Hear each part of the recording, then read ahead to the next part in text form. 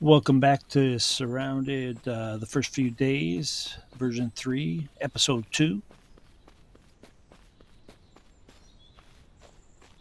Here we are continuing from where we left off. We're going to go into the motel, try not to get seen by the zombies. They're right over there. We'll try to keep it quiet. Go check what's going on. Let's see what's in here. Oh, couch. We can put the couch, block the doorway. Oh, there we go, just in time. Looks here. A tourist! Dressed Hawaiian shirt, it looks like. Yeah. That's the thing. It's getting dark too. Slowly gonna be less safe around here. And something else to block the other door would be great, but it doesn't look like it's gonna happen. So let's read something. What is it? England. England. Cap on the hat. Wow, thank goodness for glowing eyes. Without the glowing eyes, we wouldn't be able to see this guy.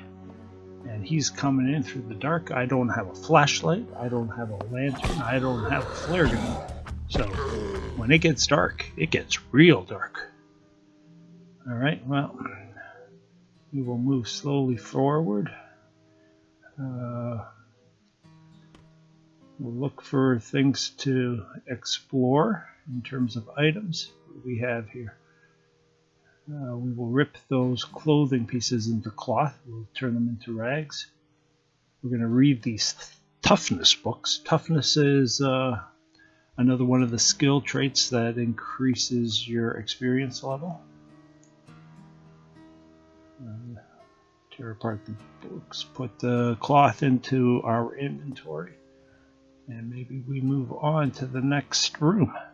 The one thing with the motel is there are 8 rooms to explore. And hopefully we find some stuff. Oh, look at that. I did not see him coming, and no music really plays. Usually some music starts playing when a zombie is approaching you. There was no music this time. So you can always have your melee weapon ready. It's your best chance to survive close encounter. I'll lose the baseball cap, put on the cowboy hat. Let's see where we are. Here's another guy approaching. Alright.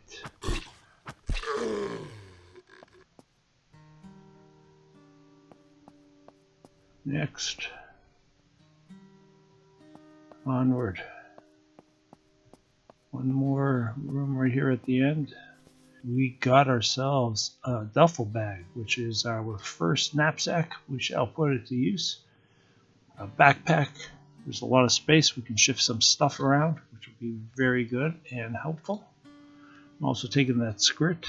The skirt will provide storage space for items that I plan to sell. So if I put them all in one place, it's easy to just open that skirt up and at the vendor and sell it all.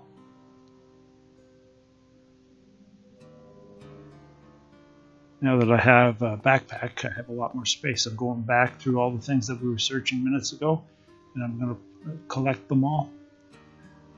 These things will come in handy when we get to a vendor shop. We will sell them, and we will acquire cash, and then we'll buy something more useful with the cash. Day 2. Look at that. We're not dead. Day 2.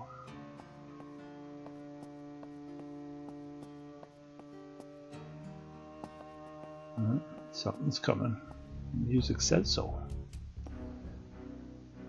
Alright, we can go back to the blue stash barrel that we found in the last episode. We had left all that stuff behind because we had no place to put it. And now, if we remember that it's there, we can retrieve it. Which we shall do.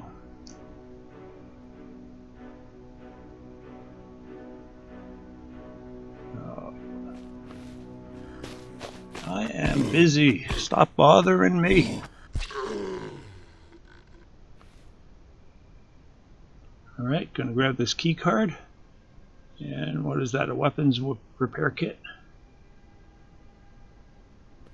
Let's continue on. We have 4 more rooms on the first floor to take care of. We may have to take care of a couple of zombies that are still floating around. We have taken out at least 6 or 7 by now. I wasn't counting, but There have been a few.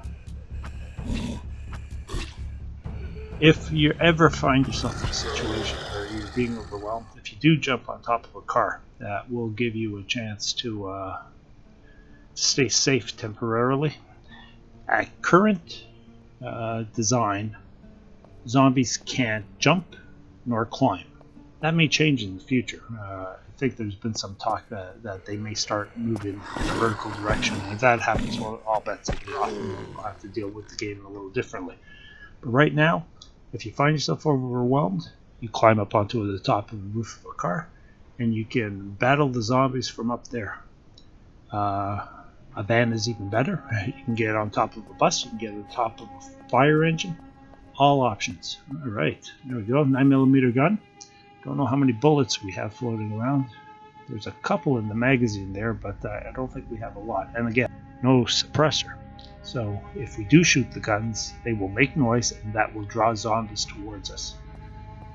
Alright, I'm going to be using these various skirts for more storage space inside the larger duffel bag backpack. That way I can do a little bit of sorting. But it is really dark out here. Well, it is 5 o'clock, so the sun's going to be coming up in a little bit. So why don't we just go through our skills. We can buy the health gen. It uses points. And distraction. Press O to make a sound. Here we go. Here is dawn. Thank goodness, just in time. Without a sleeping bag, you can't sleep through the night. And you can't make a sleeping bag without having some sort of a crafting table. Check the rest of the rooms, see what we can find. It's got pretty quiet now. I think all the zombies are gone. Maybe 1 or 2 more. Alright, that is a tent. Tents do come in handy. They're good for blocking doorways, that's for sure. They're good for storage, though now that I have a backpack, I don't really need storage. I will change out this bat though. Look, the bat is at 97% because of the use, and this new one is at 100%. So I'm just swapping out the new, stronger bat, and onwards we go. Do a little bit of sorting of our items to allow for some space. It's always good to keep a little space in your backpack. When you craft something or sell something, that open space is where the money gets placed or the item that's purchased gets placed. I am going to craft some bandages. I do need bandages. It's always necessary. Though these are actually rags. Rags are a little different from bandages, but we will craft them anyways. They're 10% health. So if I have 20 of them, which I do, I'm putting them into the hotbar, position 6. So if I press the number 6 key, it will give me 10% additional health. And I will put the bandage roll into number 7. I save number 8 for anything that will take care of radiation. So if we find radiation pills, I'll put that into 8.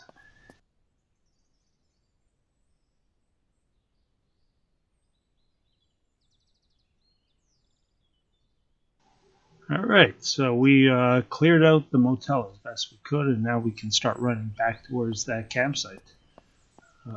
We're geared up a lot better now. It's not perfect, but it's certainly better. And we should be able to deal with the zombies that are at the campsite, and we can pick up all the loot that is present. Chester Lake. Well, it does look like I need a bit of water, so why don't I just go back to that well that we discovered earlier at our blue camp. There we go. Drink some water. Our thirst meter is back up to full strength. We'll have a look at what we left behind before. And yeah, we've got we'll turn that into cloth for sure.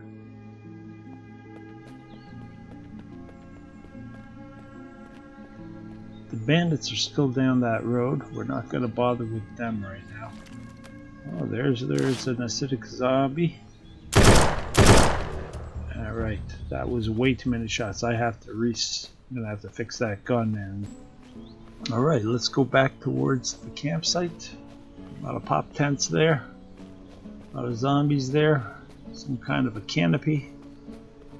Let's move towards this lovely Chester Lake.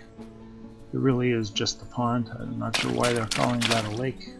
We'll swim across that in a few seconds. It's a pond.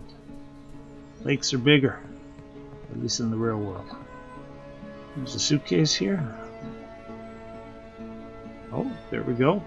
A rider's jacket. It has a couple slots, so we're going to lose our lumber jacket. And we're going to rip this into cloth.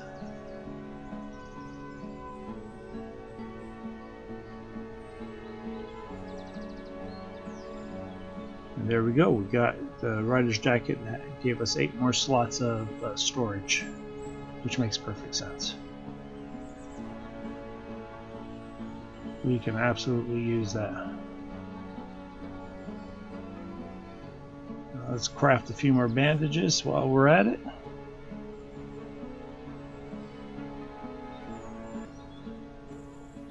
Okay, I'm going to do some last minute housekeeping here. I'm going to switch the automatic bullets on my AR-15 to a single shot. That'll save on ammo, and I'm going to load up the magazine with a full 30 bullets. And as we sign off here from episode 2, we're going to go get ready for the next episode, which will deal with this camp of ours here. And we'll see what we find. Hopefully we find a lot of stuff. First few days, version 3, episode 2, signing off. Thanks.